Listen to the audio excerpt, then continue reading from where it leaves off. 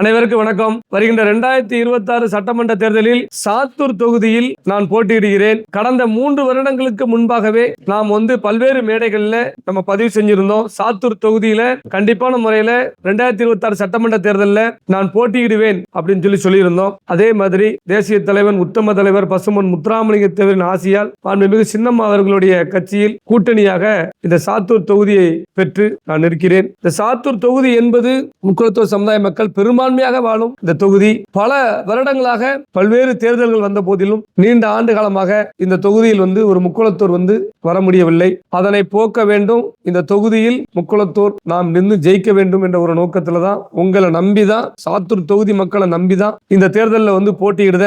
ஒட்டுமொத்த முக்குளத்தூரும் நீங்க பல்வேறு கருத்துக்களை சமூக வலைதளங்கள் எல்லாம் நீங்க இப்படியே இருக்கணும், எந்த தேர்தல் வந்தாலும் எசக்கி ராஜா விலை பெயரக்கூடாது அப்படின்லாம் நீங்க பதிவு பண்ணியிருந்தீங்க. உங்க எல்லாருடைய மனசுலயும் அந்த எண்ணங்கள் உண்டு, எசக்கி ராஜா இப்படியே இருக்கணும்னு. அதே மாதிரி உங்க மனசுல என்ன நீங்க எப்படிலாம் நினைச்சீங்களோ அதே மாதிரி இனத்தோட தான் சேரும் அப்படின்னு சொல்லி தான் நான் சின்னம்மாவோட சேர்ந்திருக்கிறேன். நான் கரெக்டா இருந்துட்டேன். இத்தனை ஆண்டுகால தேர்தலையும் யாருக்கிட்டையும் விலை போகாம நான் கரெக்டா தான் இருந்திருக்கிறேன். அதற்காகவது சாத்தூர் தொகுதி மக்கள் அனைவரும் ஒன்று சேர்ந்து என்னை தென்னந்தோப்பு சின்னத்துல வெற்றி பெற செய்ய வேண்டும்.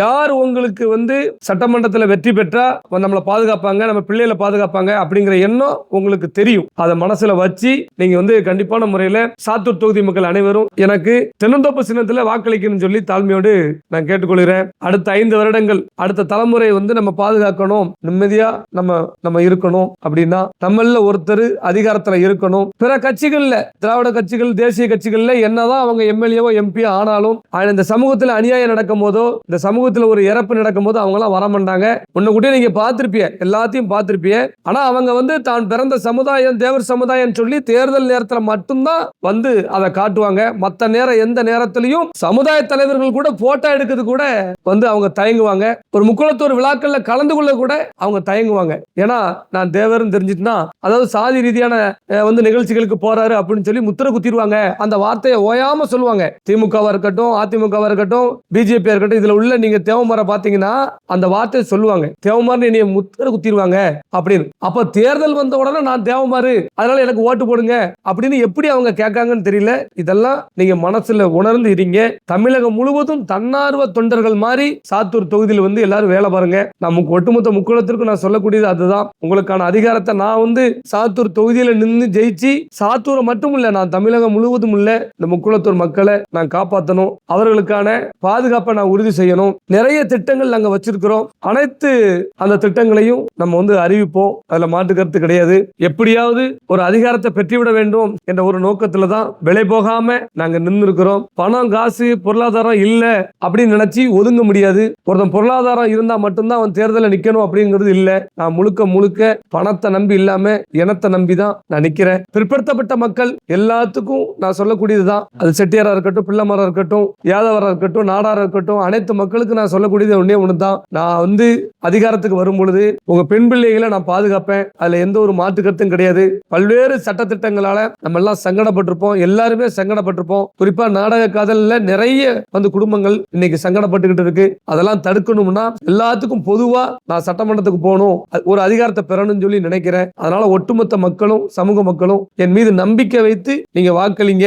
கடந்த 15 ஆண்டுகளாக இந்த சமுதாய பணியில ஈடுபட்டு இருக்கேன். நிறைய எண்ணற்ற வழக்குகளை பெற்று இருக்கிறேன். எந்த சமரசமும் இல்லாம இந்த சமூகத்திற்காண்டி நான் உழைச்சிருக்கிறேன். அத்தனை நிகழ்வுகளையும் நான் கலந்துகிட்டு இருக்கேன். 15 வருஷம் உழைச்ச எனக்கு இந்த 15 நாள் அனைத்து இளைஞர்களும் வேலை பார்க்கணும். என் மீது பற்று கொண்ட அத்தனை உறவுகளும், தமிழ்நாடு முழுவதும் இருக்கக்கூடிய உறவுகள் அனைவரும் சாத்தூர் தொகுதியில எல்லாரும் நீங்க எல்லாம் வேலை செய்யணும், எனக்காண்டி ஓட்டு கேட்கணும் அப்படின்னு சொல்லி நான் தாழ்மையோடு கேட்டுருக்கேன். ஏன்னா இந்த இப்போ போர்க்கால அடிப்படையில ஓட்டு கேட்டா மட்டும்தான் நம்ம மக்கள்கிட்ட கொண்டு போய் இந்த சின்னத்தை கொண்டு சேர்க்கணும். இந்த தென்னந்தோப்பு சின்னத்தை மக்கள்கிட்ட கொண்டு போய் இளைஞர்களா நீங்க அத்தனை இளைஞர்களும் நீங்க எல்லாம் ஒண்ணு சேர்ந்து தன்னெழுச்சியா இந்த சின்னத்தை கொண்டு போய் சேர்த்து இதுக்கு ஓட்டு போட சொல்லி என்ன, அதாவது எப்படின்னா முக்குளத்தூர் அனைவரும் ஒன்று சேர்ந்து சாத்தூர் தொகுதிக்கு ஒட்டுமொத்த முக்குளத்தூர் சிந்தாம சிதறாம ஓட்டு போட்டாலே நான் ஜெயிச்சிருவேன். கண்டிப்பான முறையில பிற மாற்று சமூக மக்கள் என் மீது பற்று பாசம் இருக்காங்க. அவர்களும் என் மீது வாக்களிப்பாங்க. அதுல எந்த மாற்று கருத்தும் கிடையாது. இருந்தாலும் நான் முழுக்க உங்களை நம்பிதான் இந்த சாத்தூர் தொகுதிக்கு வந்திருக்கிறேன். என்னை பத்தி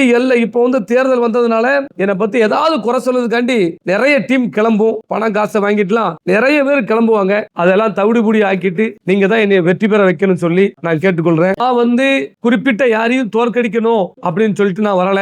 நான் நிக்கக்கூடிய தொகுதிக்கு தான் அவங்க வந்திருக்கிறாங்க.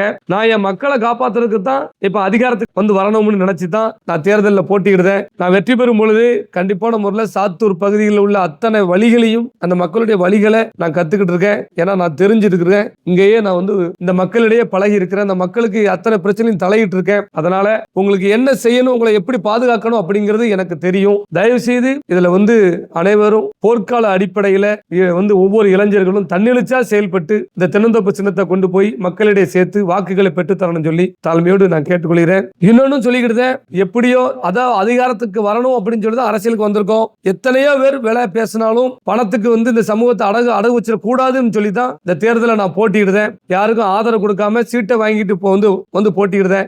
ஒரு முக்குளத்தோர் வந்து முதலமைச்சரவோ துணை முதலமைச்சரோ வந்து விடக்கூடாது என்பதுக்காகத்தான் இவ்வளவு பெரிய சதிகள் நடக்கு.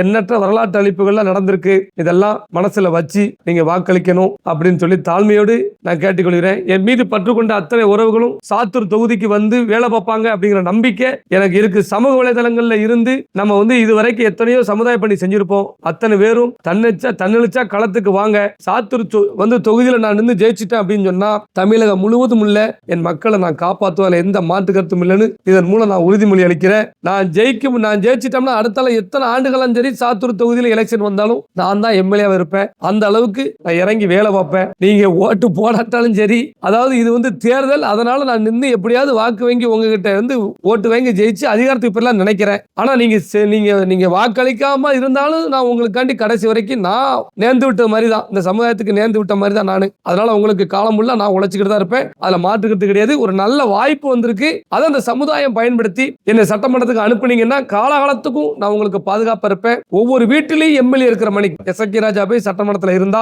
அப்படிங்கறத நீங்க எல்லாரும் நினைக்கணும். இந்த ஒரு தடவை திமுக, அதிமுக, பிஜேபி இப்படி இல்லாம சமூகமா நினைச்சு அத்தனை பேரும் எனக்கு வாக்களிங்க அப்படின்னு நான் தாழ்மையோடு நான் கேட்டுக்கொள்கிறேன். நன்றி.